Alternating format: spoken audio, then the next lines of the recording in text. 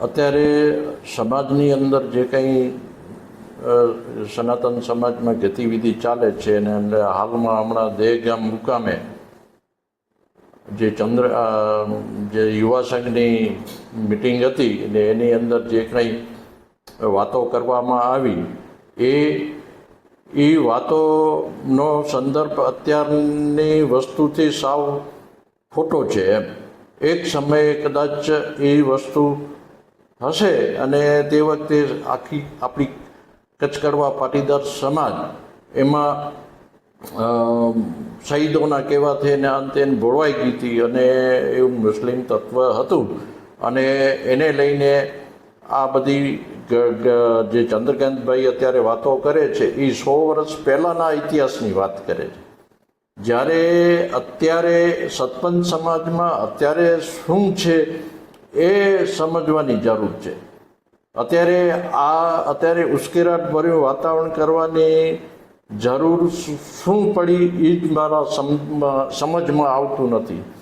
અત્યારે જે 2023માં જે સતપંચ સમાજના ભાઈઓ માટે દરવાજા બંધ કરવામાં આવ્યા અને સતપંચ સમાજને સાથે છેડો ફાડ્યો એનો મતલબ એવો થયો. અને અત્યારે એના એ 2023થી 5 વર્ષ પહેલાં લગભગ મારા અંદાજ મુજબ સતપંચ સમાજ તરફથી એક પણ કેસ કરવામાં આવેલો નથી. પહેલાં જે હોય તે હું અંદાજે 5 વર્ષ કહું છું, પણ કદાચ એથી પણ વધારે હોઈ શકે. તો 5 વર્ષથી વધારે સમયથી કોઈ કેસ કરવામાં આવ્યો ન હોય અને દરવાજા પછી સનાતન સમાજે સતપંચના ભાઈઓએ દરવાજા બંધ કરી દીધા અને અત્યારે કેટલાય વર્ષો થઈને અત્યારે પણ કોઈ પણ જાતના સતપંચ સમાજ તરફથી કેન્દ્રીય સમાજને કે સનાતન સમાજને નડતરરૂપ થાય એવું એક પણ પગલું ભરવામાં આવેલ નથી. તો હવે આ બધી ચર્ચાનો શું મતલબ છે એમ? તો આ જે થાય છે તો આપણે હવે એ ચર્ચાને મૂકો ને, ચર્ચાને અત્યારે કરવાને બદલે સમાજના વિકાસના કામોનો વિચાર કરો ને. અત્યારે ચંદ્રકાંતભાઈ હું એમ કહું છું કે ચંદ્રકાંતભાઈ બહુ જ બુદ્ધિશાળી છે. આમાં ઘણું બધું અધ્યયન કર્યું છે અને એમને જે પુસ્તક બહાર પાડ્યું સતપંચ છોડો, તો એ 900 પાનાની પુસ્તક છે અને એનું સંપાદન કરવામાં ચંદ્રકાંતભાઈએ કેટલી બધી મહેનત કરી છે એમ. પણ એ આમ જોવા જઈએ તો એ સતપંચ છોડો અત્યારે એ લખવાનો કોઈ મતલબ જ નહોતો, કારણ કે એ સતપંચ છોડો એ પુસ્તકમાં જે કંઈ વિગતો આપવામાં આવી છે એ તો સતપંચ સમાજ કબૂલ કરે છે કે હા હતું પહેલાં એમ. તો અને અત્યારે અમે છોડી દીધું છે અને એ પ્રમાણેની એને ગતિવિધિ બધી કરેલી છે. અને અત્યારે આ સતપંચ પ્રેરણાપીઠમાં સતપંચના ભાઈઓએ આ સમાજ હિન્દુ તરીકેની જે કંઈ ઓળખ હોય એના માટેના એ લોકોએ જીવના જોખમમાં બધા પ્રયત્નો કર્યા છે. અત્યારના સમયમાં અત્યારે આ હિન્દુ સમાજ એક થવાની જરૂર છે અને હિન્દુ સમાજ એક નહીં થાય તો એના કેવા પરિણામો આવશે એ લગભગ આ બધા પ્રચારો કરે છે એમાં દેખાય છે. તો હિન્દુ સમાજને એક કરવાની વાત છે. સતપંચ સમાજ હિન્દુ તરીકેની ઓળખ ઊભી થાય એના માટેના જાનના જોખમે પ્રયત્નો કરે છે અને એમાં સફળતા પણ મળી છે. અને અત્યારે એ સંસ્થાને RSSના વડાઓ, RSS સંસ્થા, વિશ્વ હિન્દુ પરિષદ મેં એને માન્યતા આપી છે અને અખિલ ભારતીય લેવલે જે કંઈ સંતો છે એમને પણ આ સતપંચ સમાજને હિન્દુ તરીકેની માન્યતા આપેલી છે. એથી આગળ વાત કરું તો આપણી ઉમિયા માતાજી સંસ્થા ઊંઝા સિદ્ધસર એ બે સંસ્થાઓએ પણ આ સતપંથ સમાજ હિન્દુ છે એવી માન્યતા આપેલ છે. પછી હવે અહીંયા વાત જ ક્યાં આવે છે કે ભાઈ આ સમાજ મુસ્લિમ છે, આમે તેમે. અને અત્યારે તો એ તમે 100 વર્ષ પહેલાં હતું, આપણે બધા હતા, એ વાતને હવે પકડી રાખવાનો શું મતલબ છે? અને ચંદ્રકાંતભાઈ જે આમાં જેટલી મહેનત કરે છે, ખરેખર બુદ્ધિશાળી વ્યક્તિ છે અને અતિશય મહેનત કરી છે. એ મહેનત અગર અહીંયા સમાજના વિકાસના કામોમાં કરી હોત તો મને એમ લાગે છે કે સમાજને બહુ જ ઉપયોગી થયા હોય. અત્યારે ભુજની સમાજવાડી છે તો એના ફંડ માટે એને પ્લાનિંગ બનાવીને દરેક જગ્યાએ પ્રવાસ કરવા, આ તો હું દાખલા તરીકે કહું. અને એમાં ધ્યાન દો ને, સતપંથ સમાજ હમણાં તમને નડતો જ નથી, એને મૂકી દો ને એમ. એ બાબતને તમે પડતી મૂકો અને સમાજના વિકાસોના કામમાં ધ્યાન દો. હવે ચેરિટી કમિશનરે પણ કીધું કે ભાઈ આ ખોટું છે, અને ચેરિટી કમિશનરમાં સતપંથ સમાજવાળા નહોતા ગયા. એની અંદર પણ આપણા સમાજોએ ટ્રસ્ટીઓએ ગયા હતા અને આ સંસ્થાને મુસ્લિમ સાબિત કરવાની એમને કોશિશ કરી અને આમાંથી બાકાત કરવાની વાતો કરી. તો ચેરિટી કમિશનરે પણ એમની વાત કાઢી નાખી. અને આપણા બંધારણમાં પણ આ બધી વસ્તુઓ નથી. આપણું બંધારણ 1960માં જ્યારે પાટીદાર બોર્ડિંગની રચના થઈ ત્યારે બનાવવામાં આવેલ હતું. હવે એની અંદર પણ આ સંસ્થાના સભ્ય પુખ્ત વયની વ્યક્તિ એ કચ્છ કડવા પાટીદારની હોય એ ગમે તે એમાં સભ્ય બની શકે. હા, એ બંધારણમાં અમુક નિયમો બનાવ્યા છે. એની અંદર એક બાબત છે કે સનાતની નો પ્રચાર પ્રસાર કરવો, સનાતનનો. હવે અહીંયા પ્રશ્ન એ આવે છે કે અત્યારે સતપંથ સમાજ એમ કે છે કે અમે સનાતની છીએ, સતપંથ સનાતન સમાજ એ રીતે ઓલું કરે છે અને પોતાને સનાતની તરીકે જ ઓળખ આપે છે. એટલે એ વસ્તુ એમ છે કે એમાં સનાતનનું લખ્યું છે, પ્રસાર કરવો આ તે, તો આ સનાતની જ છે.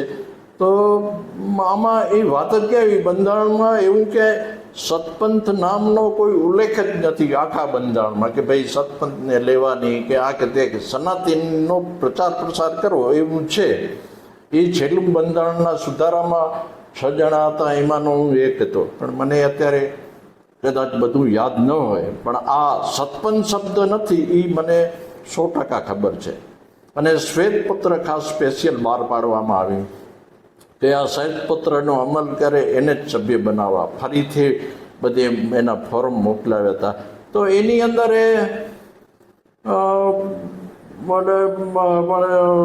એવું હતું કે ભાઈ આ શ્વેતપત્રમાં સહી લઈને સભ્ય બનાવો.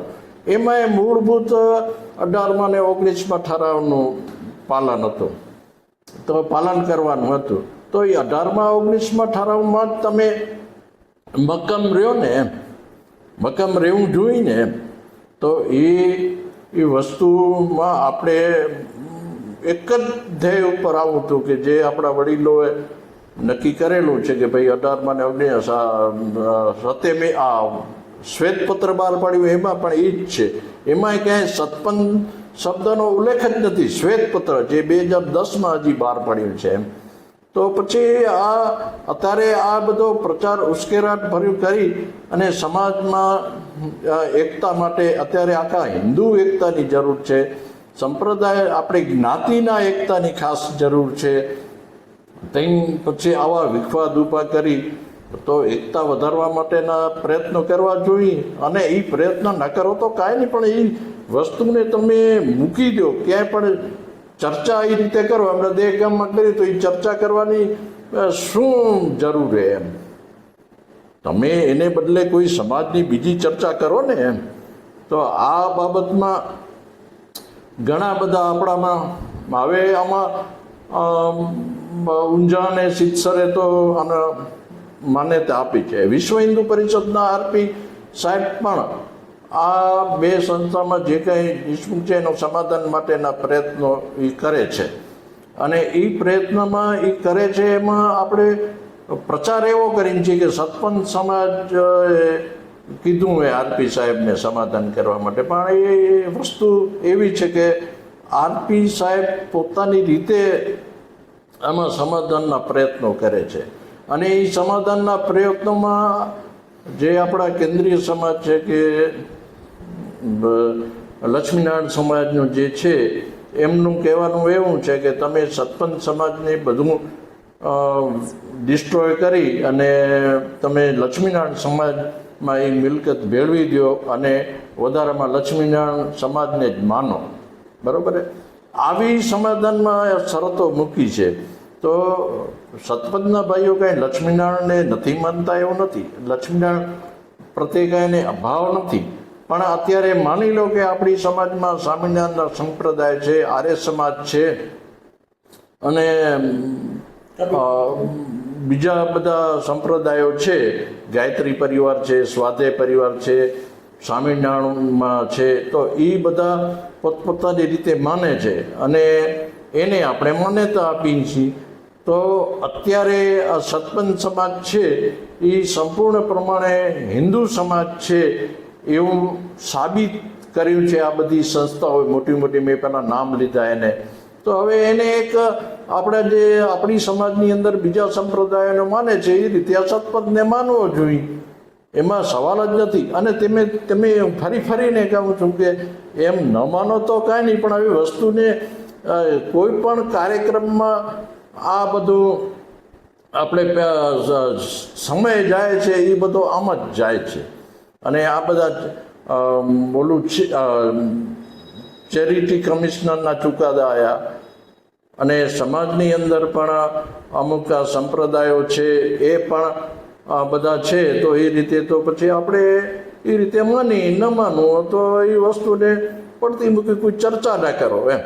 હવે આનું મારું માનવું એવું છે, જ્ઞાતિજનોએ આમાં સમજવાની જરૂર છે કે ભાઈ આ બધી બાબતો જે છે એ સમાજ ઉશ્કેરણી કરવા માટે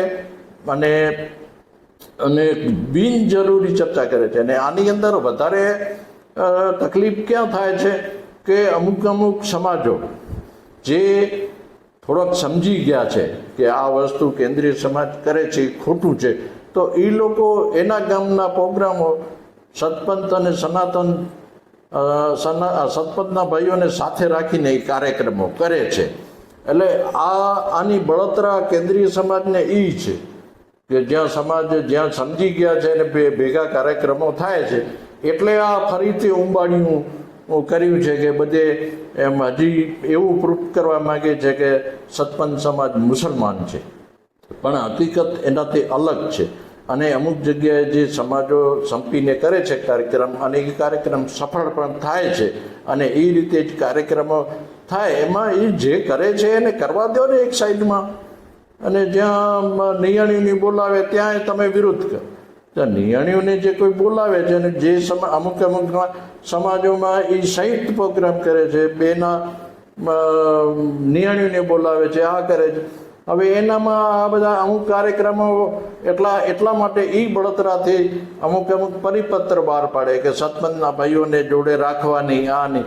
હવે એ બધી કાર્યક્રમો થાય છે, તમે હમણાં ઉશ્કેરાટ ભર્યો આ કાર્યક્રમ કર્યો દે કે એ દરેક વસ્તુને કરીને સતપંથના ભાઈઓ એના ઉપર આરામથી કેસ કરી શકે એમ છે. અને કેસ કરે તો સનાતન સમાજ એમાં ટકી પણ શકે એમ નથી. એ આમ નિર્વિવાદ વાત છે, પણ એ લોકો કેસ નથી કરતા, એમને આ વિવાદ કરવા નથી. અને એનું કામ એ લોકો સમાજમાં શાંતિથી કરે છે અને પ્રગતિએ કરે છે.